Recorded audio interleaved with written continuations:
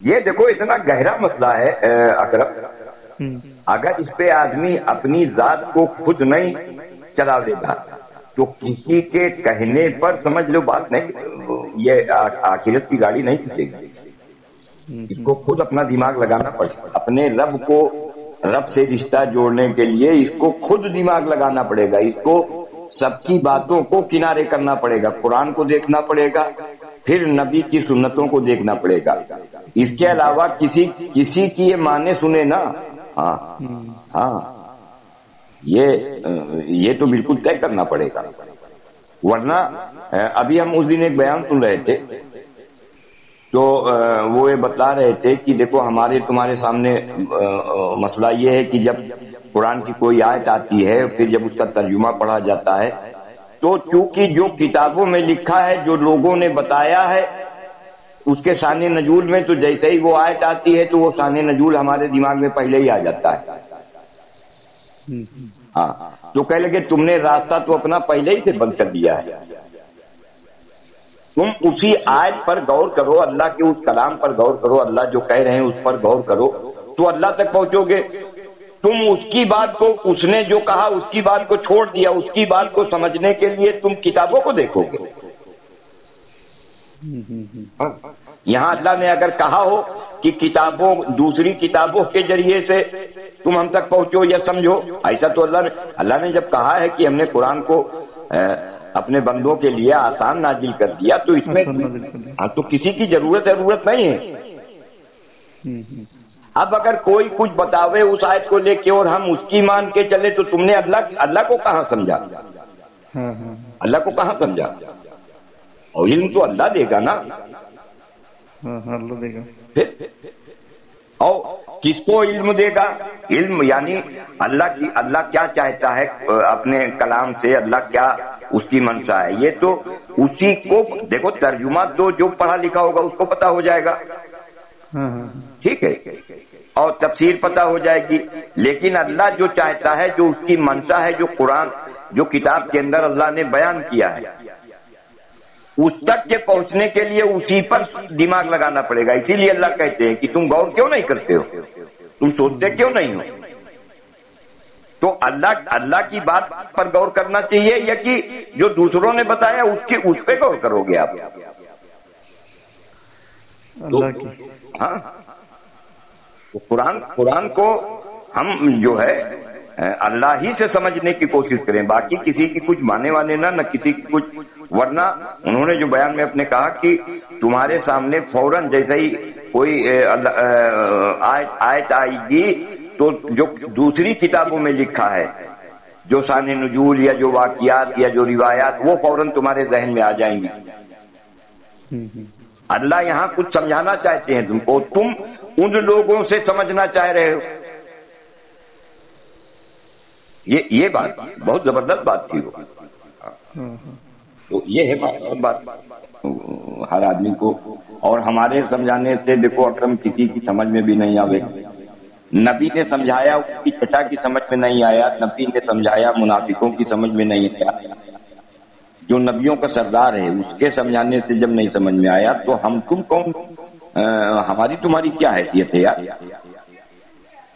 کہ ہمارے تمہارے سمجھانے سے کوئی آ جائے گا؟ یہ تو بہت بڑا دھوکا. ہاں ہمارے تمہارے سمجھانے سے نہیں آئے گا. جو سمجھنا چاہے گا اللہ اسے سمجھاوے گا. باقی نبی بھی چاہتا تھا کہ سمجھ میں آ جاوے، تو نبی کے چاہنے سے بھی ان کے چچا کی سمجھ میں نہیں آیا. نبی کے چاہنے سے ان کے ساتھ رہنے والے منافق ان کی سمجھ میں نہیں آیا. کیوں؟ انہوں نے سمجھنا ہی نہیں چاہا. تو اللہ کی ذات تو بے نیاز ہے. اگر تم اللہ کو رب نہیں سمجھنا چاہتے ہو تو اللہ تو بے پرواہ ہے. چاہے نبی سمجھاوے، چاہے سارے نبی مل کے سمجھاوے، سمجھ میں نہیں آوے گا. اللہ راستہ نہیں کھولے. یہ بات ہے. تو اور یہ دھوکا لگا ہے کہ ہم سمجھاویں گے تو یہ ہو جائے. ایک آدھ روایتیں بھی ہے نا اسی طرح. تو جبکہ اللہ کے نبی صلی اللہ علیہ وسلم نے حضرت علی رضی اللہ عنہ سے وہ بات کہی تھی کہ اے علی، اگر تمہارے سمجھانے بجھانے سے ایک شخص کی بھی سمجھ میں آ جائے تو تمہارے لیے سرخ اونٹوں سے بہتر ہے. تو وہ حضرت علی سے کہہ رہے ہیں. جو ایمان اور اعمال کے جو اعلیٰ مقام کے اوپر ہیں ان سے وہ بات کہی جا رہی ہے، اس کو ہم نے اپنے اوپر فٹ کر لیا کہ دیکھو اللہ کے نبی نے یہ کہا، اللہ کے نبی نے کہا، جس سے کہا ہے یہ تو دیکھو کہ کہا کس سے۔ ہاں، اللہ کے نبی نے اگر کہا کہ جاؤ اپنے بھائی کو اونٹ کا پیشاب اور اونٹ کا دودھ پلا دینا، تو اب اونٹ کا پیشاب پینے کے لیے پلانے کے لیے کہا کس سے ہے، یہ بھی تو دیکھنا پڑے گا۔ اللہ کے نبی نے فرمایا کہ جب تم گھر میں نماز کا عمل کیا کرو تو اپنی بیوی کو سامنے لٹا لیا کرو، تو یہ دیکھنا پڑے گا کہا کس سے ہے۔ ہاں، ہم سے کہا یا کسی سے، کس سے کہا یہ تو پتا کرو۔ ہاں، اللہ کے نبی نے کہا، اور بخاری کی روایتیں ہیں یہ، اللہ کے نبی نے فرمایا کہ جب تم وضو کیا کرو تو اپنی بیوی کے بوسہ لے لیا کرو، تو کس سے کہا؟ اگر یہ نہیں دیکھو گے تو دھوکہ کھا جائے گی۔ اسی طرح ان مکاروں نے یہاں دھوکہ دے دیا۔ اللہ کے نبی نے جو بات ایمان سیکھنے والے صحابہ سے کہی تھی، نمازوں سے پرورش لینے والے صحابہ سے کہی تھی، ان مکاروں نے وہ بات عام مسلمانوں پر فٹ کر دی کہ دیکھو نبی یہ کہہ رہے ہیں، نبی یہ کہہ رہے ہیں، نبی یہ کہہ رہے ہیں، اور یہ اس کے کرنے پہ اس کو لگا دیا گیا، یہ کرنے لگا۔ اس نے یہ سمجھنے کی کوشش نہیں کی کہ کون سے بات، دیکھو اس کو اکرم قرآن کریم کے اندر اللہ نے ایمان والوں کے لیے الگ بات کہی ہے، عام انسانوں کے لیے الگ بات کہی ہے، اسی میں مردوں کے لیے الگ بات کہی ہے، عورتوں کے لیے الگ بات کہی ہے، تاجروں کے لیے الگ بات کہی ہے، کاشتکاروں کے لیے الگ بات کہی ہے۔ تو اس میں یہ دیکھنا پڑے گا نا کہ یہ بات اللہ کہے کس سے رہے،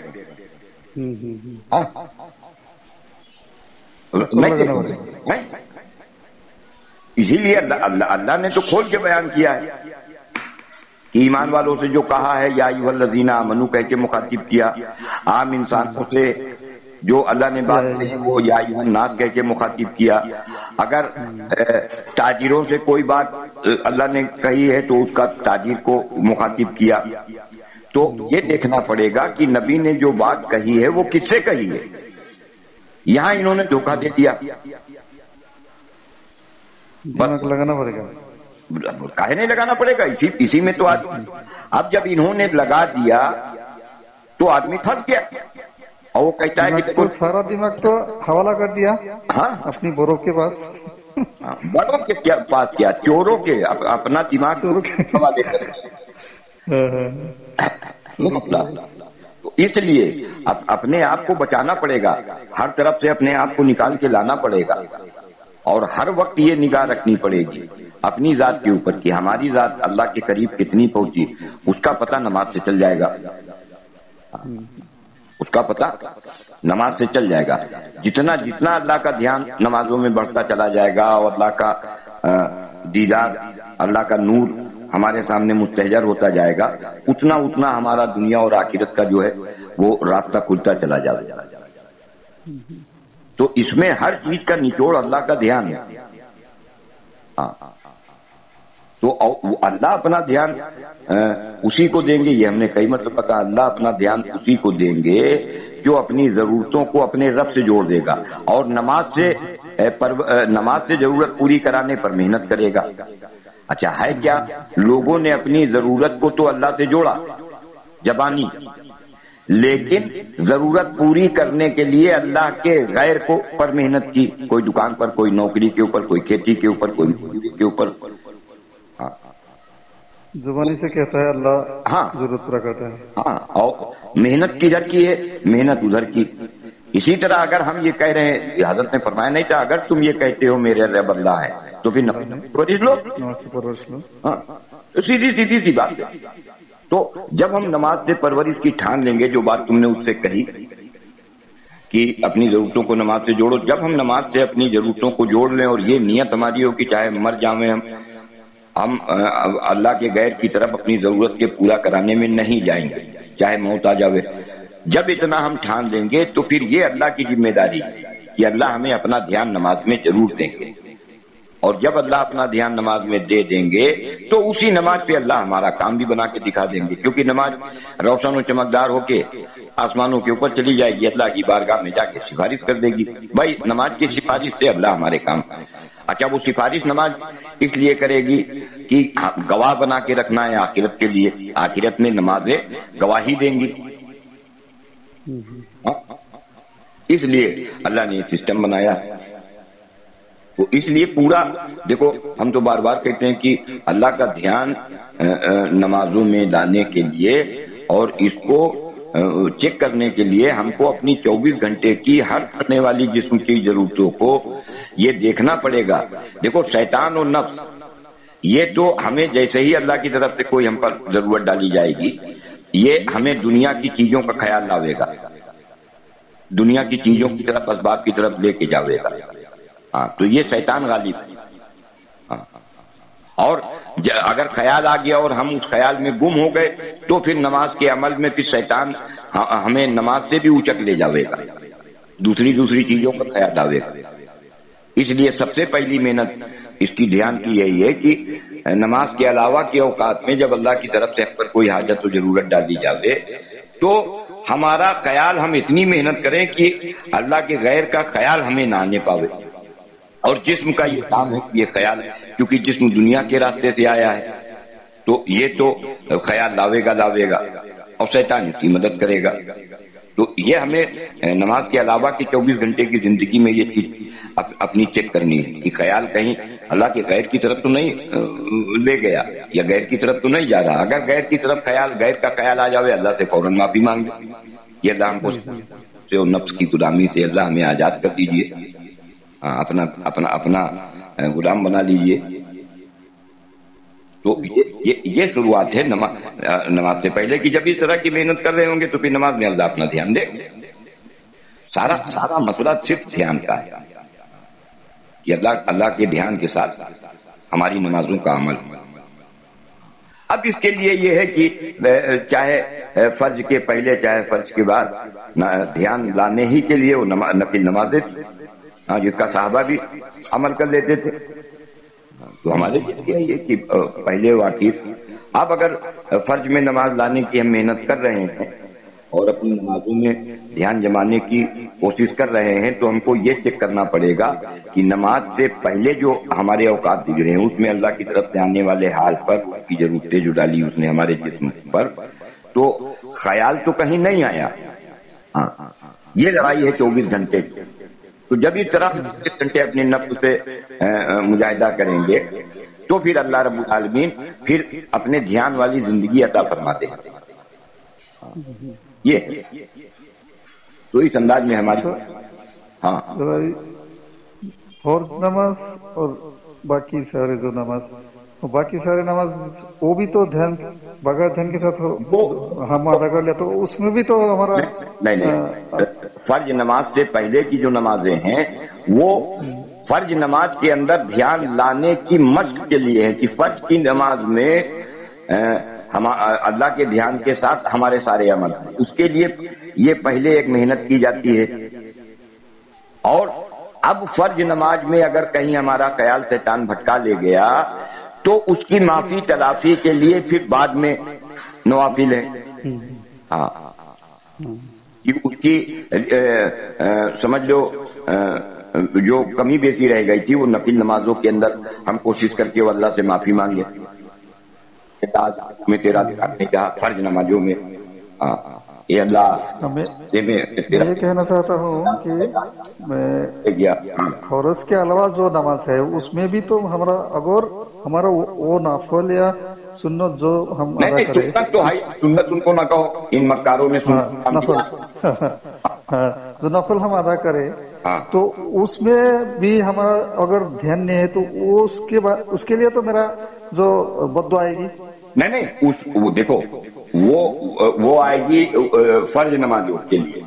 اچھا اب جب ہم کو معلوم ہے کہ ہم یہ نوافل نماز سے پہلے فرض سے پہلے یا بعد میں، تو یہ تو اللہ کو معلوم ہے نا، وہ تو دل کیا جانتا ہے کہ فرض نمازوں میں دھیان لانے کے لیے تم کر رہے ہو نفل کے ذریعے سے۔ یہ ہے مسئلہ۔ میں ابھی کبھی کبھی یہ ڈرتا ہوں کہ میں پہلے 2 رکعت یا 7 رکعت پڑھنے کے لیے چاہتا تھا، لیکن میں یہ ڈرتا ہوں کہ اگر اس میں بھی میرا خیال بھٹکا جائے تو میں اس میں بھی تو میرا عذاب آئے گا. فرض نمازیں وہ بد دعا دیں گی اور دعا دیں گی، اور اللہ جان رہے ہیں کہ تم فرض نماز میں اللہ کا دھیان لانے کی مشق کر رہے ہو نوافل کے ذریعے سے، تو یہ تو اللہ کو معلوم ہے نا. پھر اس میں تمہارے ساتھ نماز بد دعا تھوڑی نہ کرے گی، تو اللہ اپنے ذمہ لے لے گا، لیکن فرض میں تم کو لانا پڑے گا. نوافل میں اللہ کی طرف سے تمہارے ساتھ رعایت کا معاملہ ہے، لیکن فرض میں رعایت کا معاملہ نہیں. اگر نوافل میں حد تک کہ اپنے آپ کو پہنچا لیا ہے تو فرض میں پھر اللہ اپنا دھیان دے ہی دے گا ہر عمل کے اندر. یہ تو اس میں تو کبھی کبھی ایک مرتبہ دھیان ٹوٹ جاتا ہے، اور اب جب جو ٹوٹ جاوے اس پر رونا ہو، اس پر اللہ سے معافی مانگنا ہو، اس پہ سے نفس سے حفاظت کرنے کے لیے اللہ سے کہنا ہو. اعوذ باللہ من الشیطان الرجیم، بسم اللہ الرحمن الرحیم، جو نماز کے عمل میں شروع ہی میں کہلا لیا جاتا ہے، اس کی وجہ ہی یہی ہے کہ بندہ اللہ سے کہہ رہا ہے کہ اللہ ہم نماز کا عمل کرنے تیرے سامنے کھڑے ہیں، نماز کا عمل کرنے جا رہے ہیں. یہ شیطان مردود یہ ہم کو نماز سے اوچک نہ لے جاوے، اس لیے اپنی پناہ میں لے لے. تو اگر اس خیال کے ساتھ میں اور اس ترجمے، اسی لیے تو کہتے ہیں کہ ترجمہ جو ہے، ترجمہ اور اس کے معنی اور اس کا مطلب جو بھی قرآن جو بھی نماز کے عمل میں ہماری زبان سے نکلے، اس کے معنی مطلب اس کا ترجمہ ہمارے سامنے ہو جائے. تو یہ اس طرح سے اگر محنت ہوگی تو انشاءاللہ جو ہے وہ قابو میں آ جاوے انشاءاللہ. اور اس میں کوئی دیکھو، اللہ نے اسی لیے زندگی دی ہے کہ ہم اسی لائن پر محنت کرتے کرتے کہ اللہ رب ہے، اور ان کی اپنی ضرورتوں کو ہم نماز سے جوڑ کے نماز ہی سے لینے کے لیے ہم محنت کرتے رہیں گے. چاہے جب ایک مختصر کی زندگی اللہ نے زندگی اسی کے لیے دی، اگر اس کو کرتے کرتے مر گئے تو آخرت بن جاوے گی، اور اگر ادھر سے غافل ہو گئے تو دنیا بھی گئی اور آخرت بھی گئی. تو یہ ہر سیکنڈ کی ہمارے اوپر، ہر سیکنڈ ہمارے اوپر یہ چیز غالب ہے کہ اللہ نے ہمیں بھیجا ہے اور پرورش کے امتحان کے لیے بھیجا ہے. اقرار کرا دیا تھا الست بربکم. اب اس میں ہم صحیح سالم اللہ کے سامنے کھڑے ہو جاویں اس یقین اور اس نماز کے ساتھ جو اللہ کو مطلوب ہے اور مقصود ہے. بس یہ اس کے لیے دنیا اللہ نے دی تھی، اس کے لیے دنیا کی زندگی اللہ نے دی تھی. اور باقی بیوی بچوں کے لیے اور رشتے دار اور پڑوسی اور مہمان، ان کے سب کے لیے پوری کائنات ہے. ہم چاہے جس طرح سے لاویں، چاہے جس صوبے سے لاویں، اللہ کے ان کی ضرورتوں کو پورا کریں اور پورا کر کے اپنے گھر والوں کو سمجھاتے رہیں کہ دیکھو بھائی رب اللہ ہے. یہ تو اللہ نے ہم سے کہا تھا کہ تم اگر ان کو لا کے اور ان کا چاول ہو، ان کا دال ہو، ان کا گوشت لا کے ان کو دو گے تو ہم کو انعام دیں گے اس کے اوپر. تو ہم تو اللہ سے انعام لیں گے، کیونکہ اس نے حکم دیا تھا، اس لیے اس کا حکم پورا کر رہے ہیں. اس انداز میں ہم اپنے آپ کو چلائیں. اور اگر گھر والے بھی اس کے اوپر نہیں چل پا رہے ہیں، گھر والے نہیں چل پا رہے ہیں، تو اس میں ان کو نہ ٹوکو نہ ان سے کچھ بولو.